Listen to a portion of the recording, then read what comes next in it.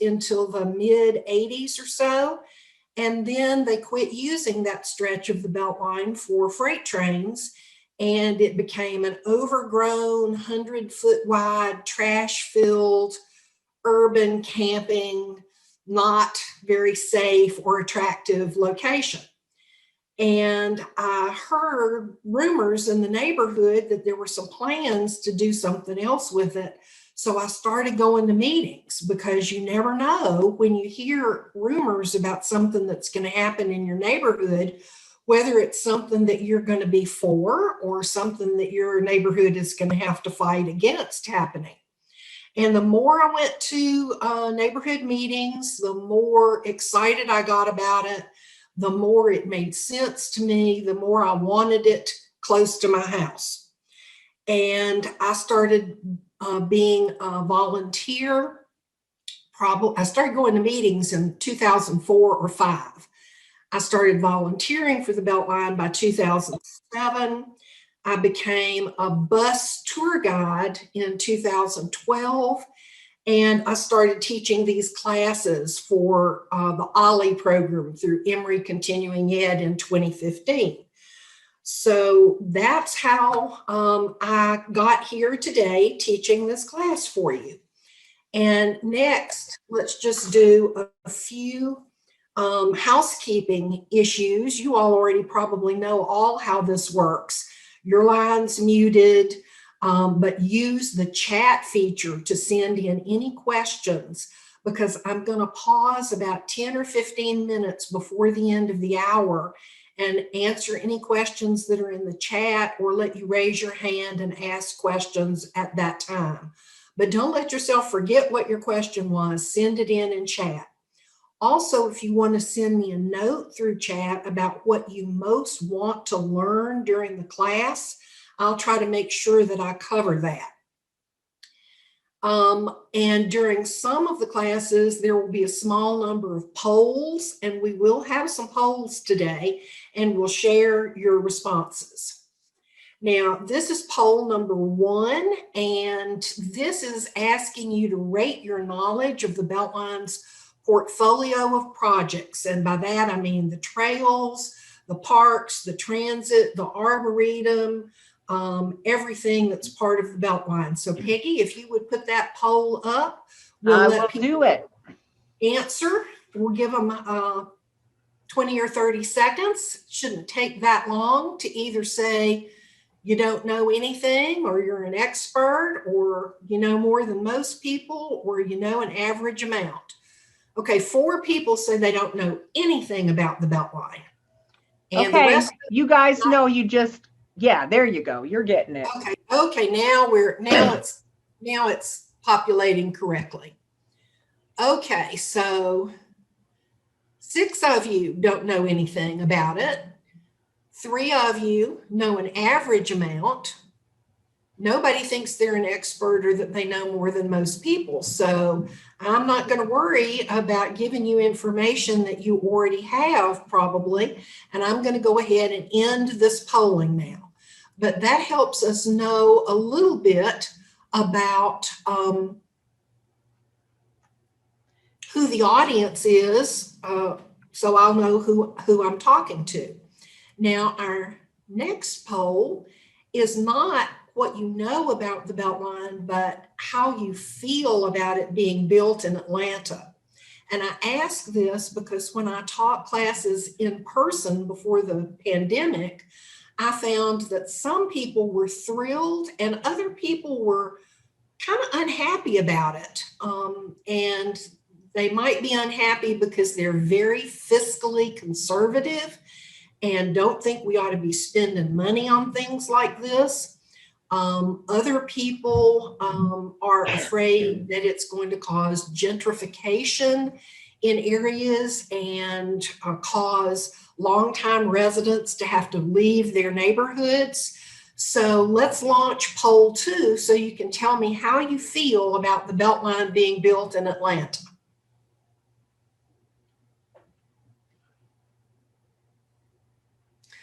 Okay, looks like most of you are happy. Some of you are thrilled. A few of you have no opinion. it looks like everybody's probably had a chance to answer. Okay, I'm just upset because I launched the poll. I can't answer. I just need you to know I'm thrilled. Okay, you're thrilled. Peggy is thrilled. Lucy is thrilled too. Because I can't respond to the poll either. I'm thrilled. Oh, Ursula's thrilled. Okay, Ursula, did you hit thrilled? Yes, I hit thrilled. Good. Okay, great. Well, that's finished with our first couple of polls. We'll have another one later on in the time. And now I want to talk about where the Atlanta Beltline is, because a lot of people really don't know except for a little bit that they might have seen somewhere. And I put this slide in because either on one of my bus tours or face-to-face class, I actually had somebody ask me, how far outside 285 is the Beltline? And my mouth just dropped open. So I put this slide in. The blue outline is Fulton County. This gray line with 285 on the shield is 285 going around the region, mostly outside the city of Atlanta. The black outline is the boundary of the city, and the green is the Beltline. Now, the Beltline is made up of historic freight rail lines, and it has been described because of its shape as looking like an emerald necklace, with the parks around the Beltline being the jewels on the necklace. Now, I'm not quite that artistic. I'm a little more prosaic than that. I personally think it looks like a lumpy pear with a stem on top. And the stem on top is the Lindbergh MARTA station. So I hope this gives you an idea where the Beltline is. It's a 22-mile loop that uses these historic freight rail rights of way, and it kind of encircles downtown Atlanta. Now, here's another way of looking at where the Beltline is. It connects a lot of our landmarks and destinations. If you start up here at the top, this is Atlanta Memorial Park and Tanyard Creek Park and Ardmore Park, and that's where the North Side Trail that Mary has walked on is located. And if you come around this way to where it crosses with MARTA, the gold, it's not actually the gold line of MARTA, but it's colored gold on this map. This is where the Lindbergh MARTA station is. Then you come around here, here's the Ansley Golf Course, which is where I thought you were talking about originally, Mary. And then you come down here to Piedmont Park, Ponce City Market, the old Sears building, the Carter Center right over here, historic Fourth Ward Park. You cross DeKalb Avenue, Memorial Drive, and Interstate 20 on the east side of town. You curve around within a few blocks of Grant Park on the southeast side of town. You pass a few more neighborhood parks and you cross 7585. The Beltline actually goes under 7585 if you were driving down 7585 on the way to the airport. And then you come around to some more parks and some developments that we're going to talk about later on in the class. You get around here on the west side, and here's Westview Cemetery and the West End Trail, which is the picture here that I'm showing behind me. And then you cross MARTA again, and you go up to Maddox Park, which is a park not a lot of people know about. And then West Side Park, which is where the old Bellwood Granite Quarry is located. And then on around to the Waterworks and Atlantic Station right inside. And these are all within walking distance of the Beltline, but the path trails like Path 400 and the Silver Comet Trail and the Stone Mountain Trail, all of those are planned to eventually connect up to the Beltline. And there's also a planned streetcar system. So if you count the Beltline and the paths and the streetcars, you would be able to get to the Martin Luther King Jr. Historic District, Georgia State University here. This is the actual route of the Atlanta streetcar right now. So you can get to Georgia State on the streetcar. Atlanta University Center with all the historic Black colleges located in this area. Georgia Institute of Technology, Georgia Tech, and all of this downtown, Centennial Olympic Park, the World Congress Center, the CNN Center, State Farm Arena, and the new Mercedes-Benz Stadium, where Fulton County Public Health is giving inoculations for COVID today. And all this week and next week, if you live in Fulton County, you can sign up on the health department website to go. Whoops, excuse me, I just went backwards for a minute. There we go. You can go right here to Mercedes-Benz Stadium and get your shot if you're over 65 and get registered. So that's another way of looking at where the Beltline is. Now let's talk about what the Beltline is. The original plan for the Beltline, and we're going to talk about that original plan and whose idea it was right at the end of today's class. The original idea was 22 miles of transit, just light rail streetcar transit, nothing else. That was the original idea. And then all these other things got added to it. 46 miles of streetscapes and complete streets. And what that means is on these 46 miles of streets that are near the Beltline, either run perpendicular or parallel to the Beltline, they're going to try to enhance the streets so that they're not just safe for cars, but also safe for pedestrians and safe for people riding bicycles, and the transit being put in with benches to sit down and trash cans and art and landscaping. There'll also be 33 miles of urban trails. And the reason that's 11 miles more than the 22 miles that is actually the Beltline corridor is because there will be spur trails that will go other places. For example, we saw that Grant Park was near the Beltline, but not right on it. So maybe there'll be a spur trail that will get us from the Beltline to Grant Park. Now, there are going to be 1,300 acres of new green space and parks, as well as they're going to renovate 700 acres of green space and parks that already exist.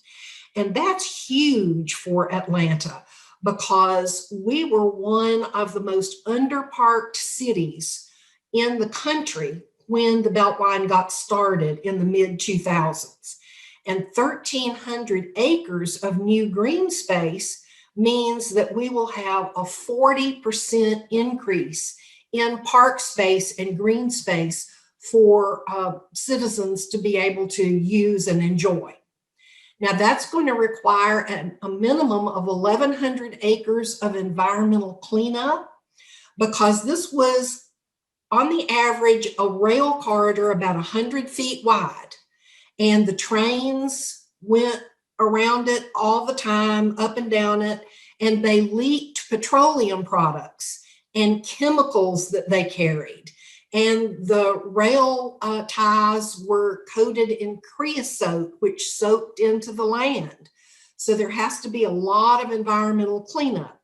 In addition, right beside the railroad tracks, right outside the corridor, commercial and industrial businesses built up.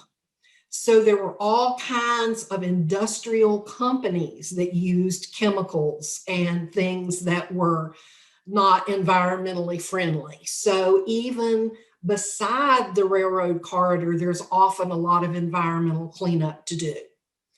Now, this says that they're expecting a minimum of $10 to $20 billion in economic development in the city because of the Beltline. And that is one of the major reasons the city of Atlanta made this an official city project for economic development and job creation. The goal is that there will be 30,000 permanent jobs created near the Beltline new jobs created over the life of the construction of the Beltline. And this says 48,000 construction jobs. And those jobs have to last at least a year to meet the goal. In addition, there is a goal of creating 28,000 new housing units around the Beltline within half a mile on either side of the corridor. And 20% of those are expected to be affordable housing units. And we're going to talk a lot about affordable housing in the second half of the class. We're going to talk the first 4 weeks about the Beltline project, and then we're going to talk about affordable housing for 2 weeks, and then we're going to talk about transit for 2 weeks. In addition to all those things, there is corridor-wide public art, historic preservation, and an arboretum, which can be defined as a tree botanical garden being planted by Trees Atlanta. Now, this is a huge project. And in addition to all these various parts, I want to let you know that it's the most comprehensive revitalization effort ever undertaken in the city of Atlanta. And it's among the largest, most wide-ranging urban redevelopment and mobility projects currently underway anywhere in the United States. Now, this is just a list of some of those key themes, but there are a couple that didn't have a picture on that previous page that I want to mention. Connectivity is a major theme. Over time, the railroads, MARTA, zoning that segregated our city both racially and economically, caused there to be lots of disconnects between the 45 neighborhoods that either are near the Beltline or that the Beltline goes right by or through. And the idea is for the transit to reconnect those neighborhoods and the trails to reconnect those neighborhoods. Now, the regional connectivity is because the plan is for the Beltline Transit, the light rail, to share stations at least at 4 points with MARTA. So you would be able to ride on the Beltline and transfer to MARTA, north part of town, east, south, and west. So at least 4 points. And MARTA is a regional, not just a citywide or a countywide transit system. So that's regional connectivity. And social connectivity is very important. Before the pandemic, anytime and for some of us still, if we can, during the pandemic with a mask and being socially distant, we get out on the Beltline and we walk and we see people that we know or that we don't know, and we say hi because we live in the South and we're friendly. And we go to the parks and kids have play dates in the parks. So there's lots of social connectivity around the Beltline. And the last of the key themes that wasn't mentioned on that earlier page with pictures is partnering for implementation. This is such a huge project that no one entity can make this happen. It requires lots of partners, extraordinary partnerships. The Atlanta Beltline is one of the ultimate examples of the kind of project that can happen because of partnerships.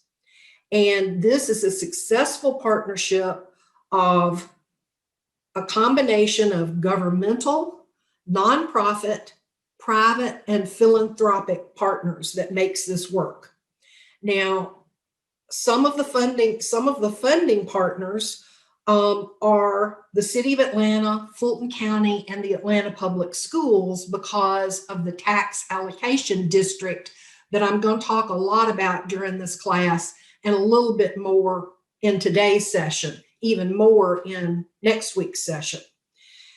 The city is a major partner with this in that the Beltline project works with Parks and Recreation, Watershed Management, Public Works, regional partners like the Georgia Department of Transportation, Atlanta Regional Commission, MARTA, federal funding through EPA and the Federal Transit Administration and all kinds of other federal sources, and then nonprofit partners like Trees Atlanta and the Path Foundation and the Trust for Public Land. And here are examples of the logos of a number of those organizations that I just named. Now, this looks like a lot of partnerships, but if I actually put the logos of every group that worked with, at one time or another, the Atlanta Beltline project, it would take me 10 slides to show all of the logos.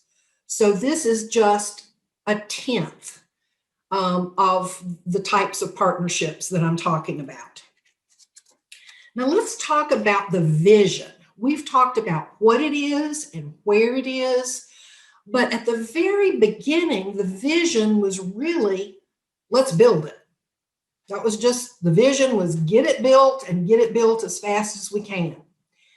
After a number of years in the initial implementation, it became real clear that even though there had always been community engagement with the implementation, that when we got over to the south and the west side, community engagement was harder to make happen than it is on the north and the east side.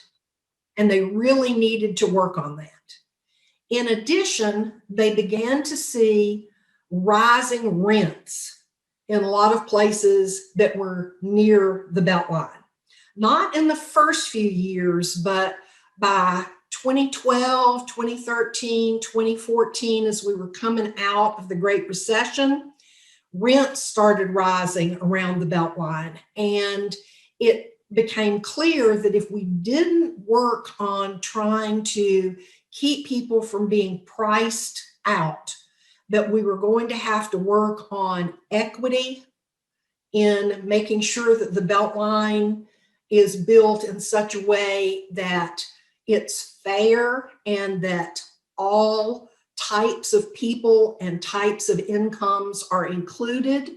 So equity and inclusion. I'm sorry, that happened again. There we go. So the vision was created, and the vision is for the Beltline project to be the catalyst that helps make Atlanta a global beacon for equitable, inclusive, and sustainable city life.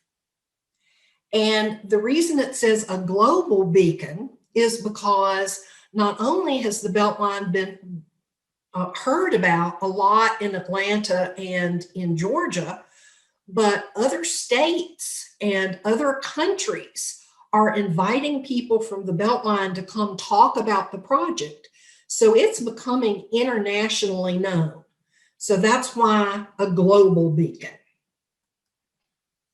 Now, here is a map of the Beltline that I want to talk about just for a minute. We have got the outline in green, this little narrow outline, which averages about 100 feet wide all the way around the 22 miles. And then we've got this gray part on either side. The gray part is the 15,000 acre planning area.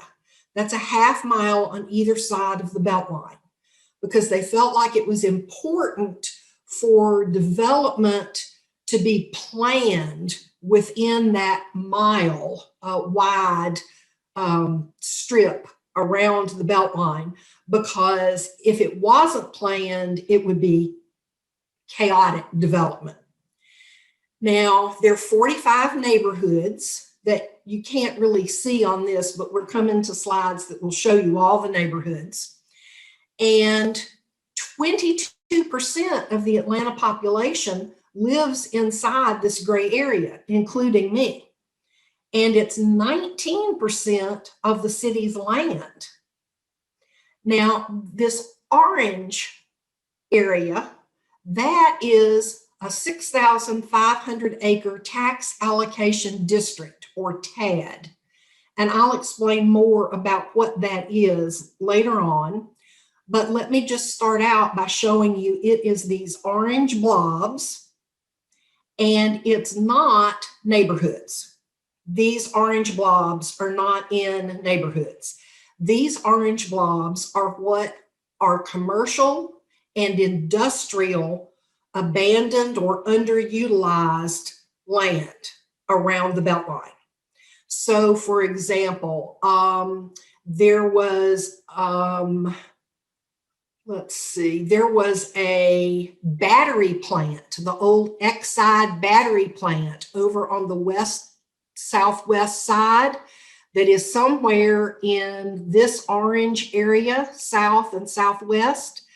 Well, that battery plant has been closed for years, maybe decades, and it is industrial and commercial and is so environmentally contaminated that it has not been redeveloped.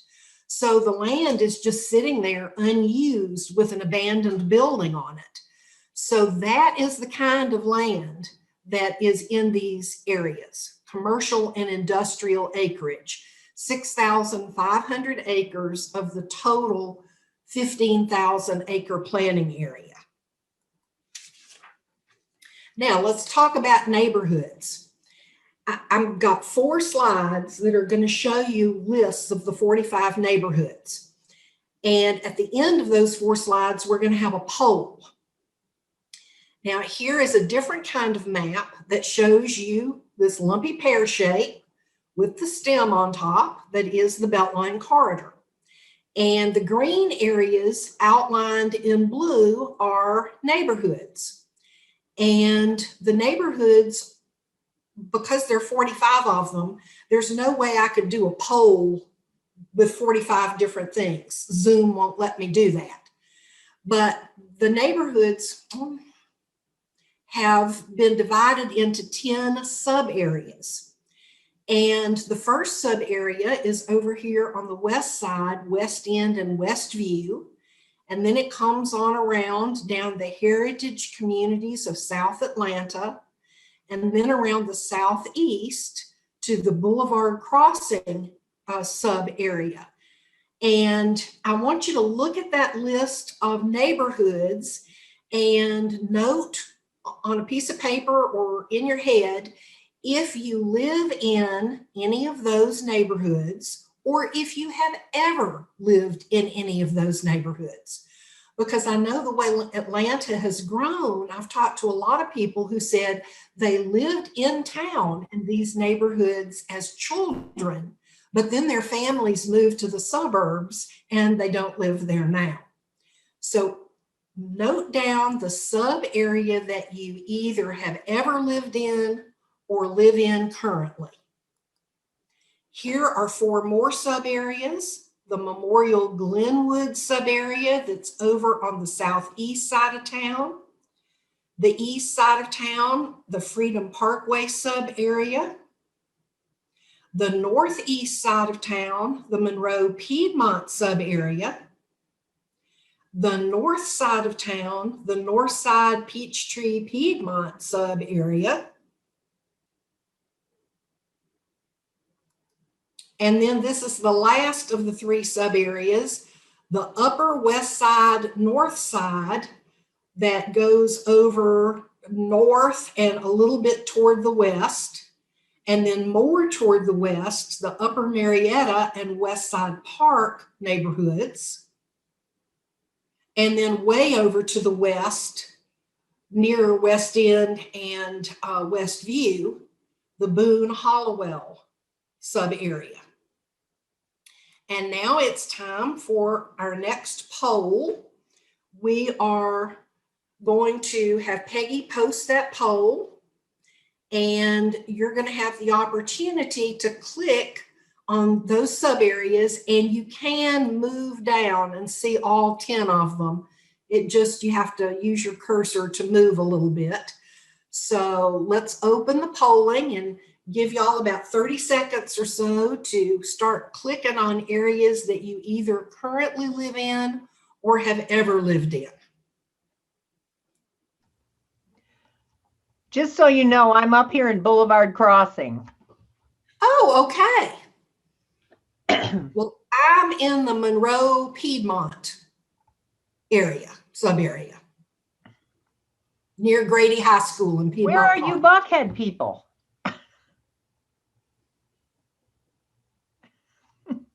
Yeah, only 2 people have responded. Okay, well, we've given nearly a minute, so I'm going to go ahead and end the poll. And I suspect that what has happened is that the Buckhead people had a hard time figuring out which sub area to click, or you do live in the city of Atlanta, but not in one of those 45 neighborhoods. So anyway, that's the results of that poll. So I'm going to close that out. And now we're going to have our last 10 minutes and 3 slides on the birth of the Atlanta Beltline project.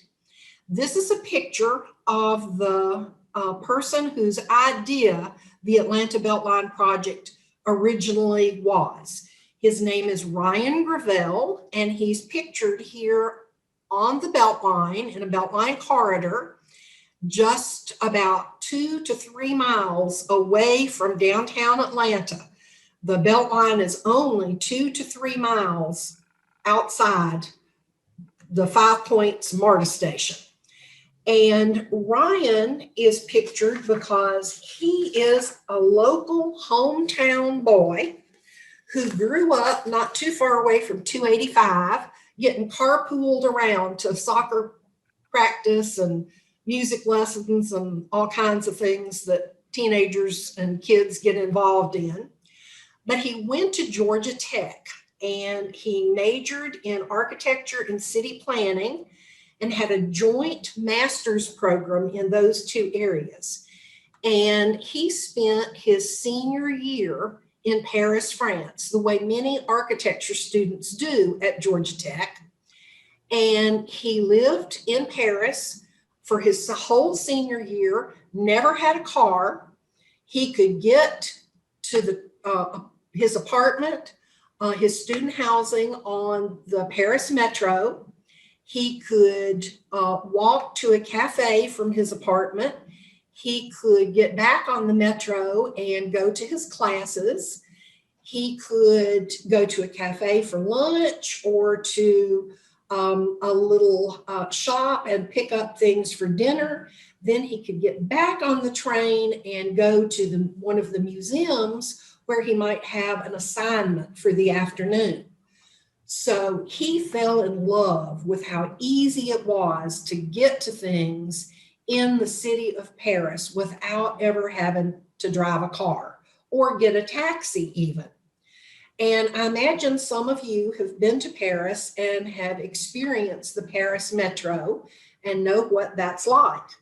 So when he came back after his senior year, he started working on his master's at Tech, and his master's thesis proposed a 22-mile neighborhood-friendly streetcar and light rail transit system. And it would connect to the MARTA system and provide a way to travel throughout the urban core, the way he learned he could do in Paris. And at the same time, promoting a more walkable and more connected neighborhoods and communities.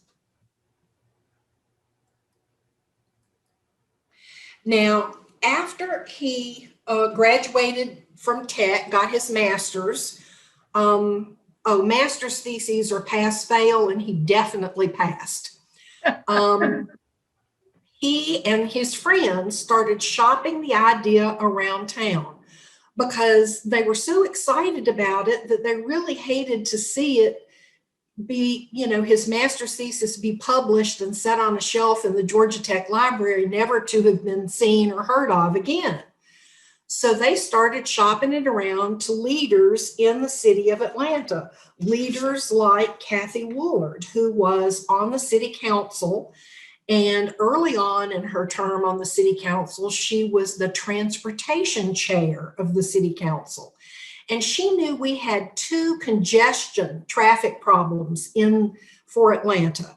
One was regional, people that live in the suburbs, driving in, parking in a parking garage or in a big asphalt parking lot, going into their office building, coming out at 5, and everybody heading back out to the suburbs.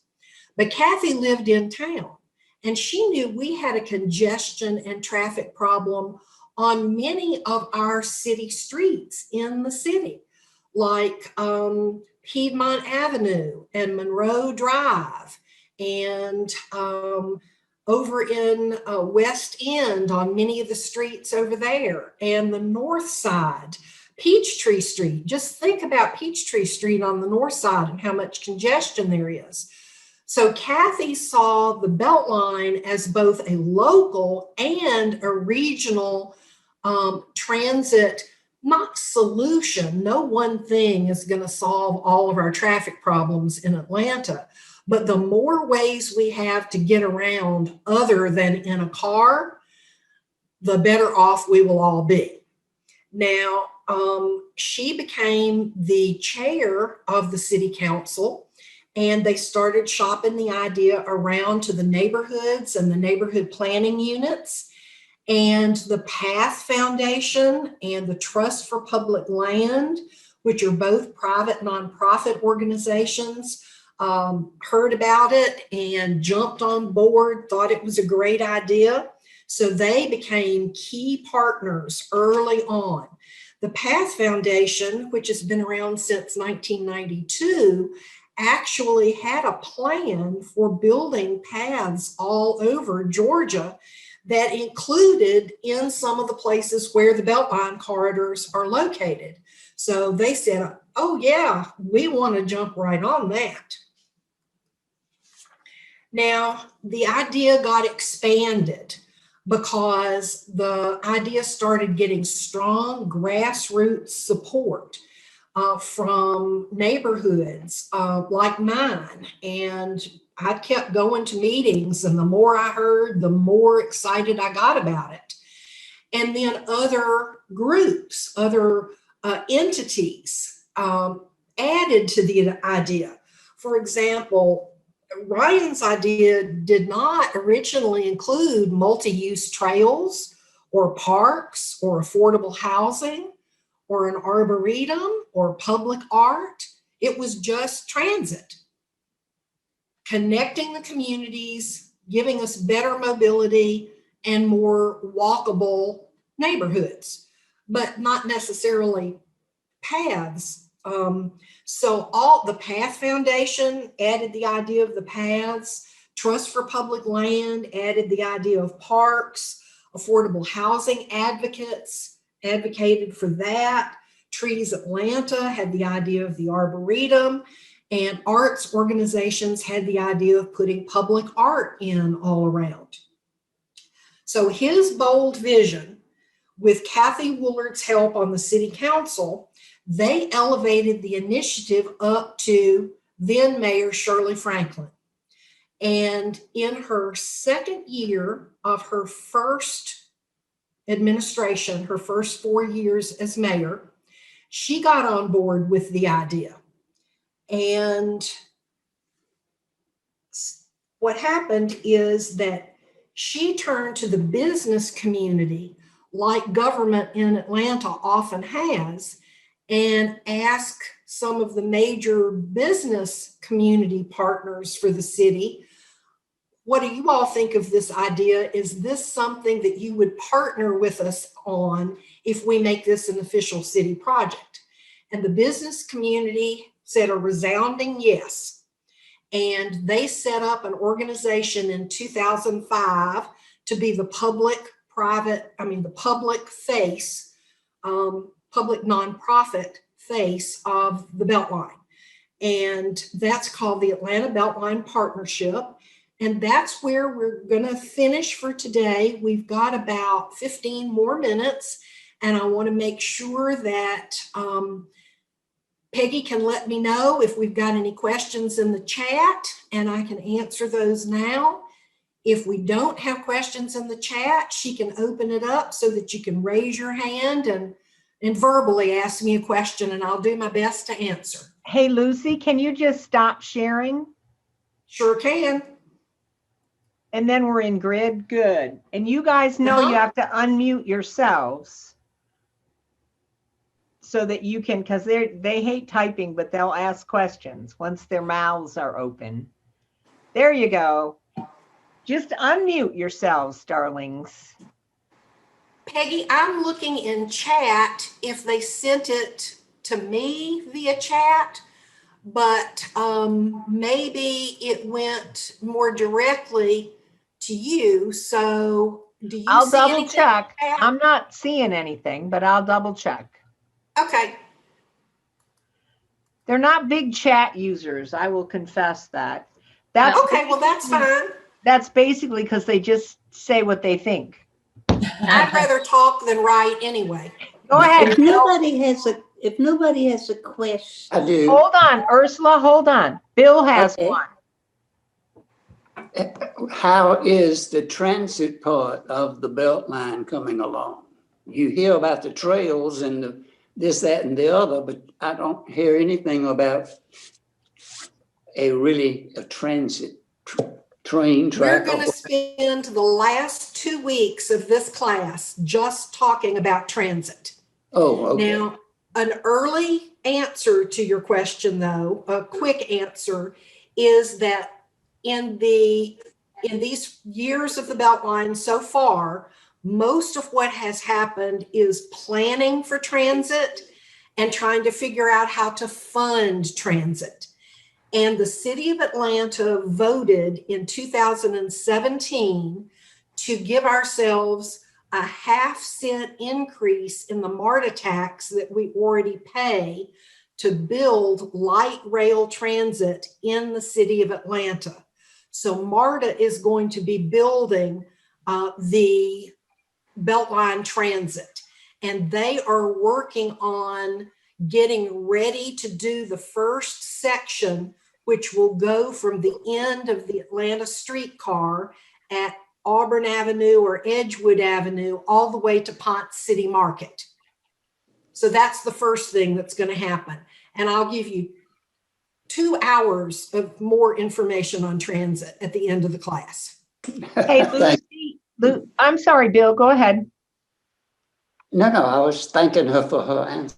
Okay, I got another question, which is from Amy. What are you able to see on the bus tour, which I've been on twice and adore? So you can see a tremendous amount on the bus tour.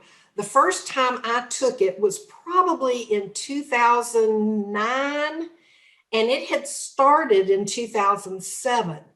And I'll tell you, I have been living in Atlanta since I came here to go to college. And I saw parts of town that I had never seen before. I heard about the project, and this in 2009, not much, if anything, had been built. All they could do was point out where it was going to be and tell you about it.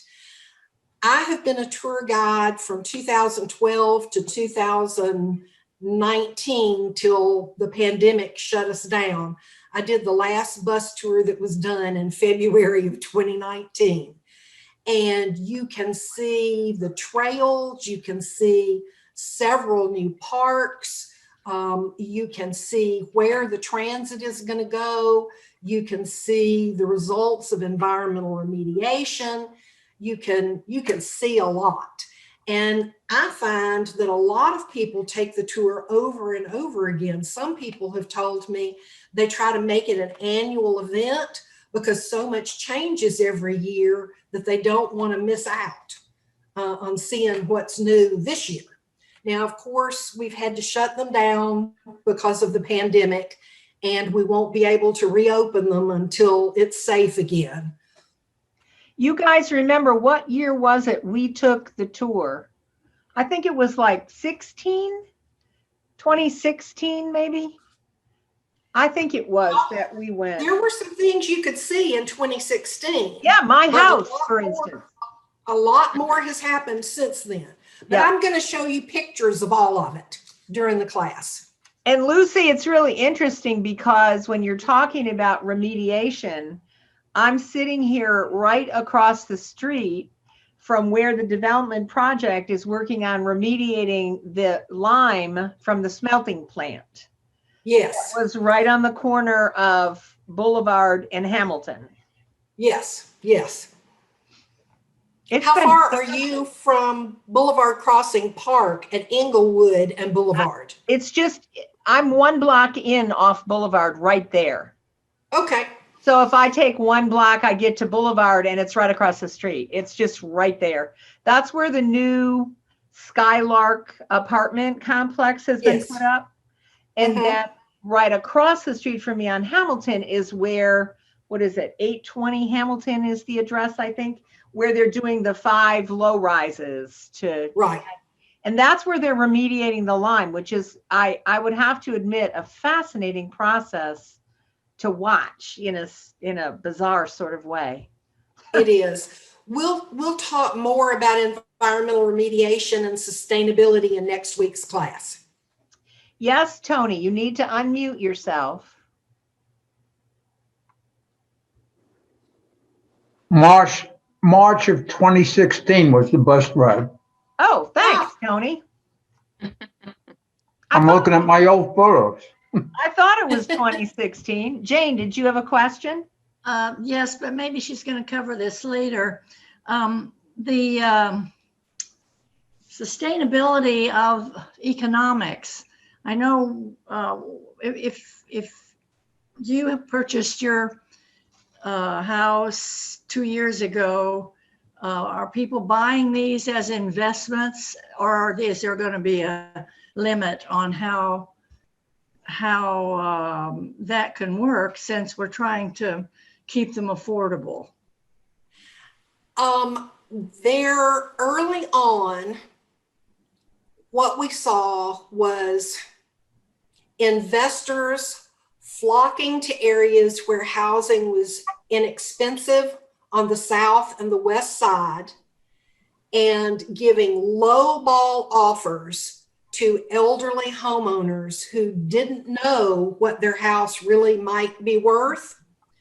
And unfortunately, some of those homeowners sold for less than market value, even at that time.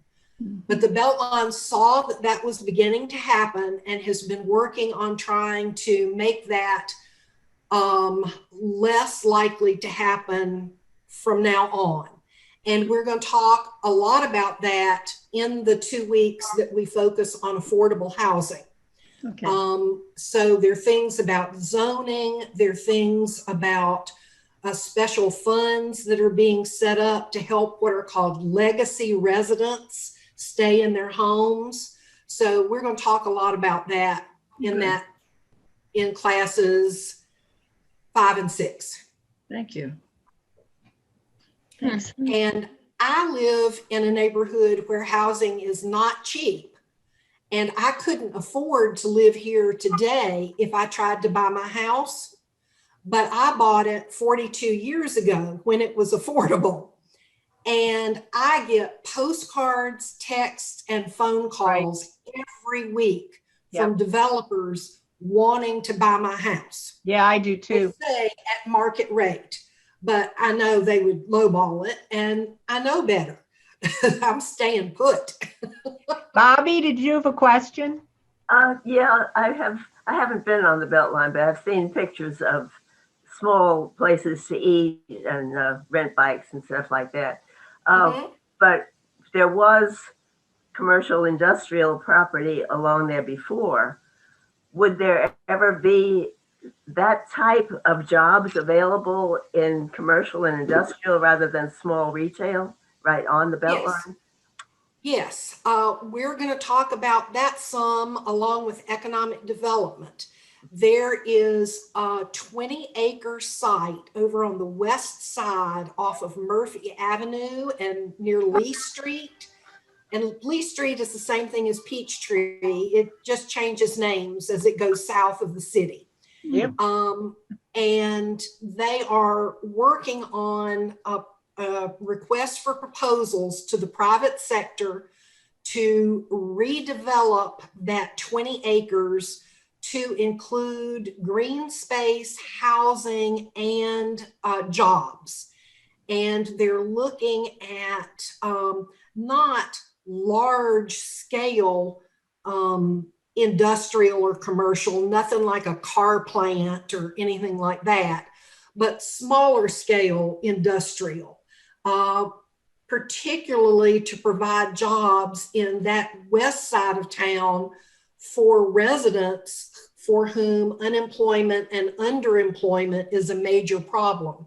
So yes, they are looking at parcels all around the Beltline for things to be developed to be light industrial or commercial that is not just a restaurant or something like that.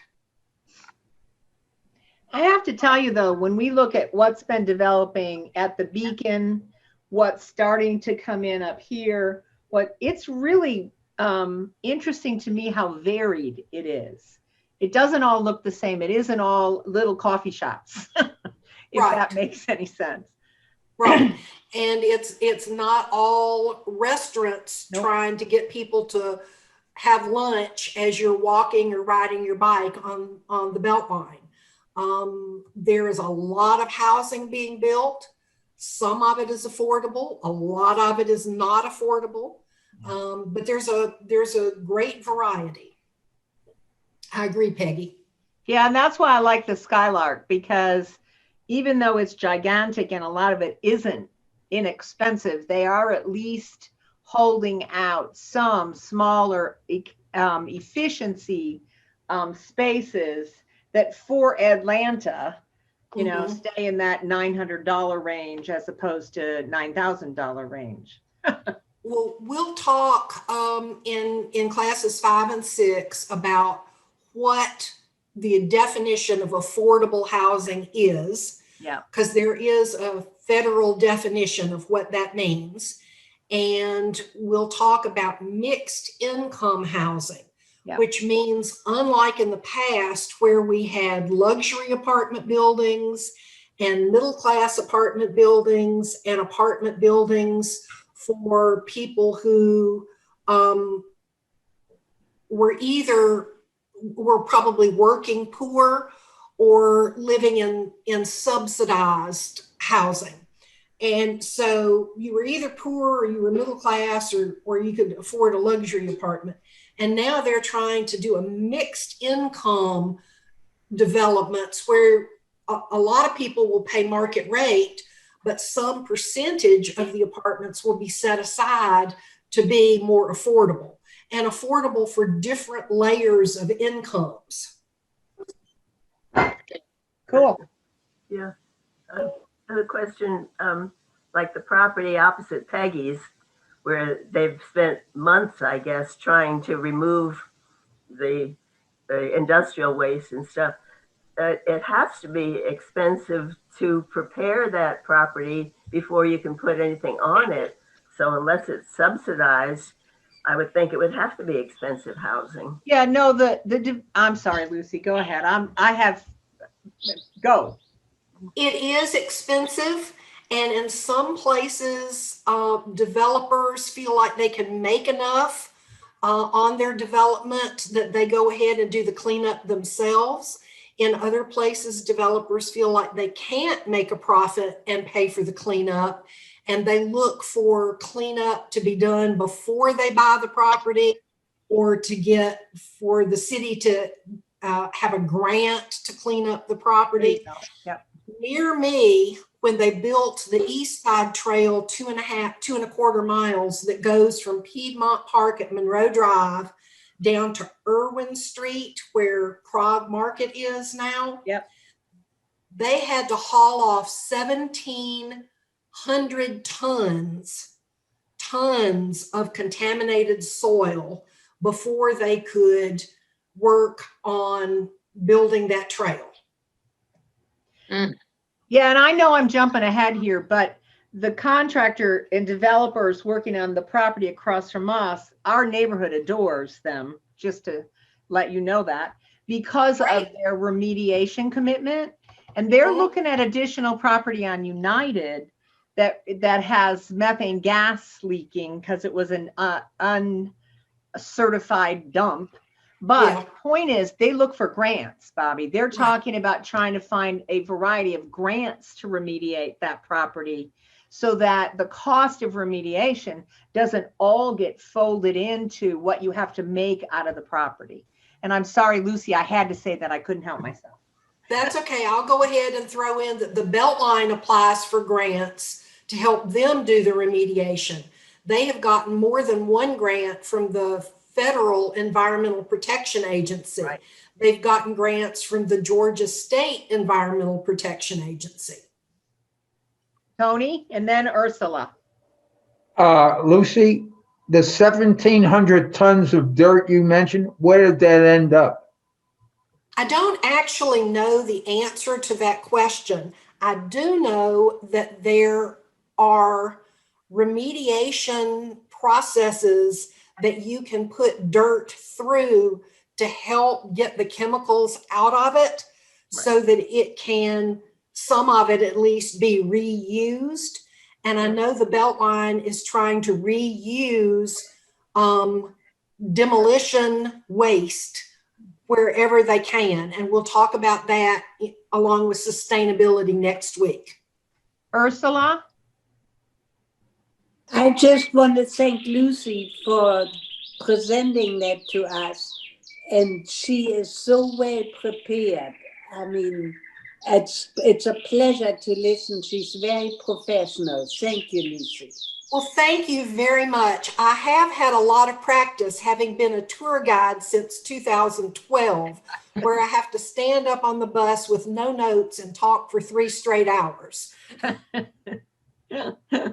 Indeed, it's been amazing. It's been wonderful. I am so excited about the next 7 weeks. I can't, but I already have confessed that I love the Beltline. Nancy and I are committed to wanting to age in place, and we believe that the Beltline is part of what's going to help us do that. So I used to tell people on the bus tour, when they would say something about, well, that transit, by the time it gets built, I'll be too old to use it. And my response to that is, I plan to park my car and start riding that transit about the time my daughter's ready to take my car keys away. That's exactly right. That's right. That's our feeling about it. Yep. Exactly. Yeah. Will you go over parking? That's another thing in these different areas. The Beltline is not generally building parking, because the idea is not to encourage people to get in their cars and drive to the Beltline. However, there are places around the Beltline already that you can park. For example, on the East Side Trail, there's parking at the Park Tavern Restaurant, and you have to pay for it, but the city owns that lot. It's part of the Beltline, and every time you pay to park there, you're helping fund the city and helping fund the Beltline. There are other places like that. On the north side trail up through Tanyard Creek Park, there is a small parking lot off of Beltline. right off the Beltline. And most of the time when I go by it, except on a beautiful Saturday or Sunday afternoon, in the mornings, or if it's a little cloudy, or if it's not the weekend, there's usually parking available in that little lot. That's where I play with a group of musicians called the Elm Tree Jam. And Wonderful. yeah, we go down that hill and park in that lot. And when it's warm enough, we play old time music. Oh, great. I hope I'll get the chance to hear you sometime. Get to play again sometime. Oh, well, yes. It's chilly out there. Yeah. Well, Lucy, thank you, thank you, thank you. I cannot tell you how grateful we are that you were willing to do this class for us. And Mhm. Welcome. I know of several who weren't here today who will be here next week. So it's Okay. gonna be cool. I'm looking forward to it. And just whatever you need from me, you know, all you have to do is email me, and I'll make sure it's ready for you. I don't think there are going to be any polls for next week. Okay. There may be a video if I can get it to work. If I Okay. can't get it to work, I won't waste your time with it. Well, I've gotten pretty good at showing stuff like that on Zoom. So if I can help in any way, let me know. All right, I sure will. Thank you so much, Peggy. And thanks for all of your attention and time. I really appreciate your interest in the class and in the Atlanta Beltline project. Thank you, ma'am. Okay, y'all. Take care. Bye. Leaving, bye.